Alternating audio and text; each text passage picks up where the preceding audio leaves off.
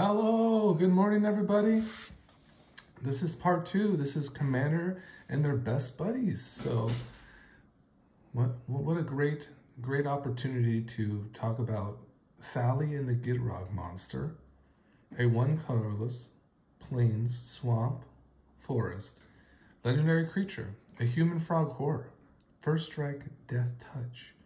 You may play an additional land on each of your turns.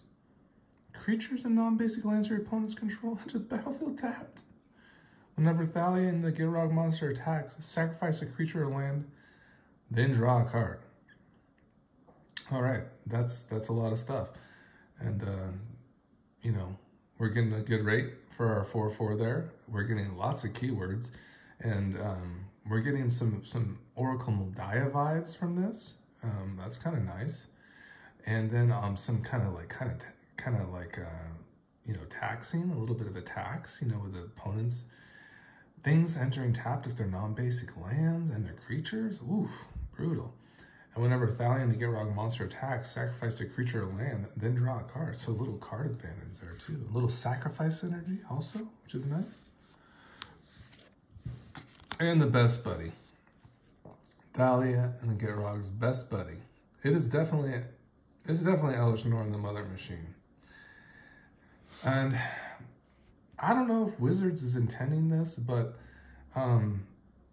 someone there is doing their due diligence. It's true. They're finding, they basically believe in the players. They believe that the players will find creative ways to do things with their cards, right?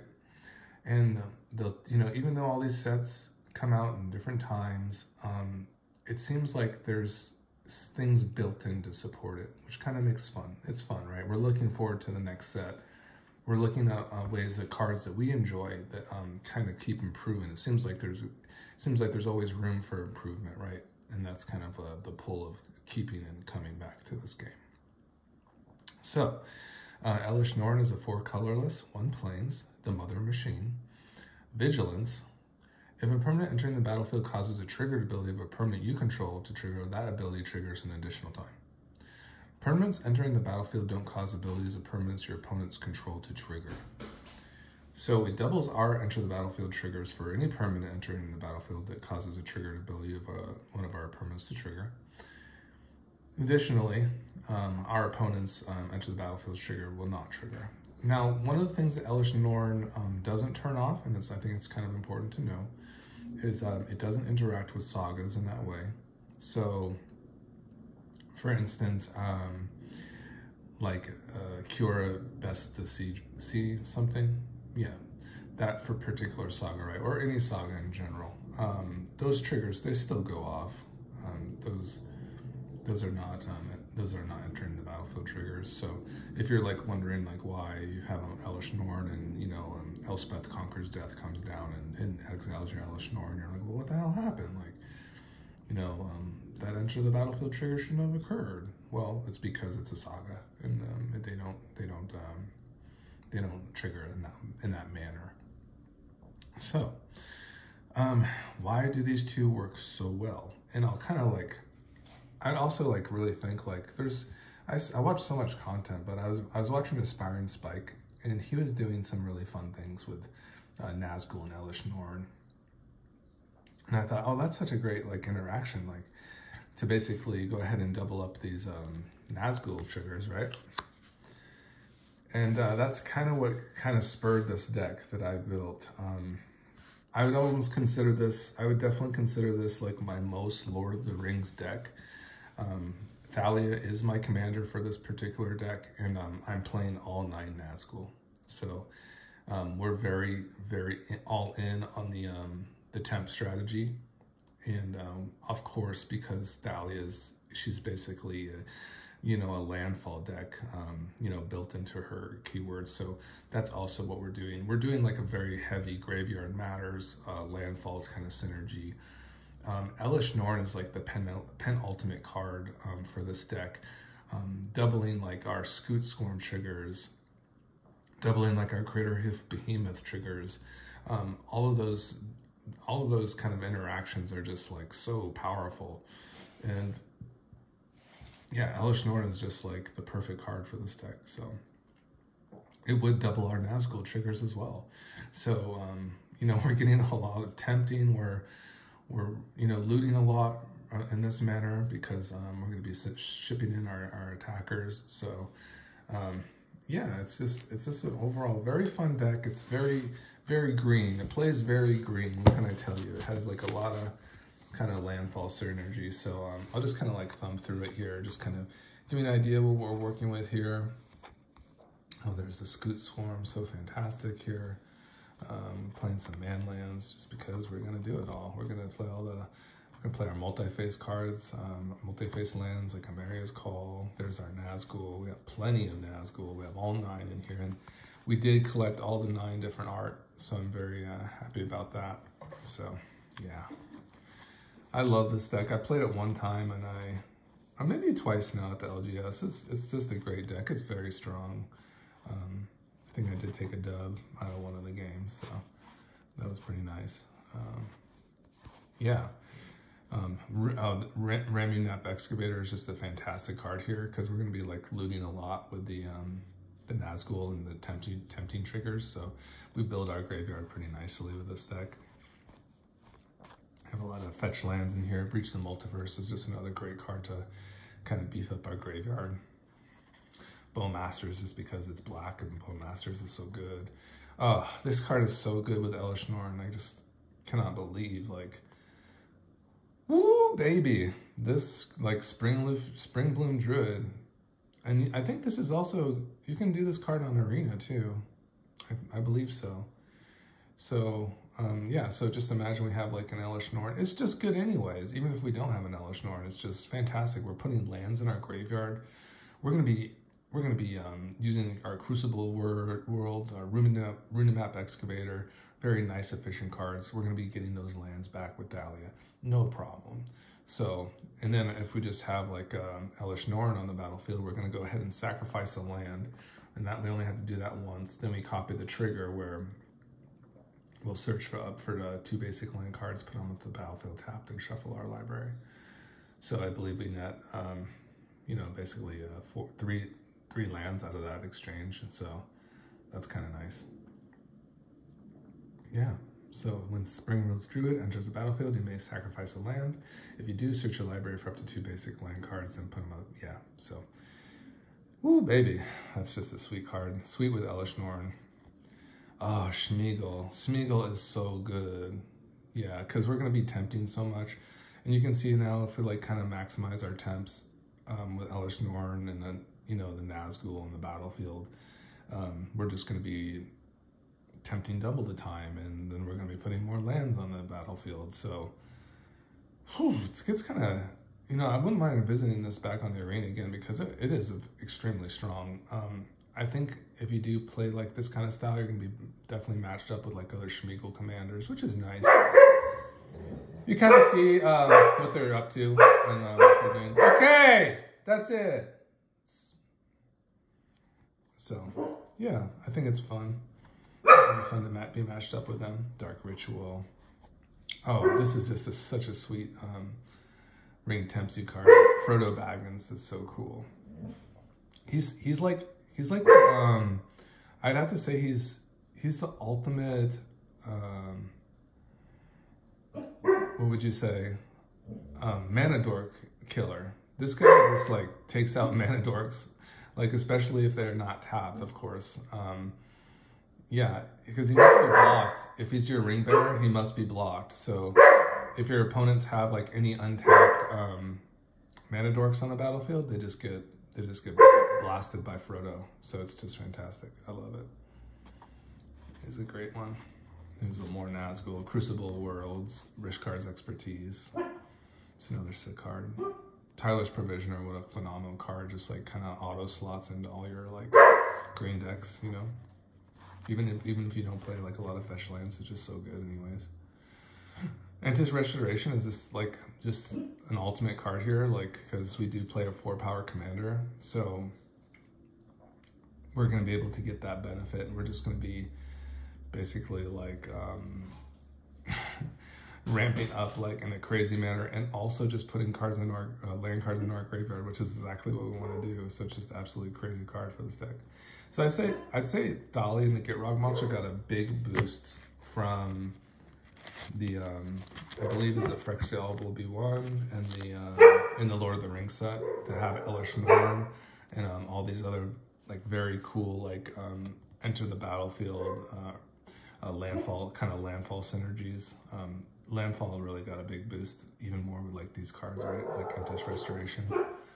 I love Ashaya here, just like gets really strong with all our lands. There's Crater Hoof. Playing a few mana dorks here and there. Nothing too crazy. I love Sand in this deck. It's just like another very cool, like gets value out of our graveyard. Boromir is just another fantastic. Boromir also works into like an infinite combo that we have with this deck with a Ratadrabic. Skrelv is a fantastic, just a good way to protect our stuff. Soul Ring, just because it's Soul Ring. Great Henge. Felidar Retreat. Turn Timber Symbiosis. Boseiju. Vorinclex. Oh, I love Vorinclex. Oh, he's so good, dude. Just everything about this guy is so sick, man. I have him in a few of my green decks. And he's such a good graveyard enabler, too. He's such a good creature graveyard enabler. What a fantastic card. And very, very like manageable, right? 5 mana, 6/6 with reach. Very relevant key terms here, especially if you don't want to die from flyers. Augur, just another great kind of like enables a Oracle Moldiah kind of effect with our Thalia, which just gets lands off of our top of our library. It helps us get to our gas. So it's fantastic. Delighted Halfling. Here's some of the cool like kind of landfall lands that basically they return a land to your hand, which is really cool.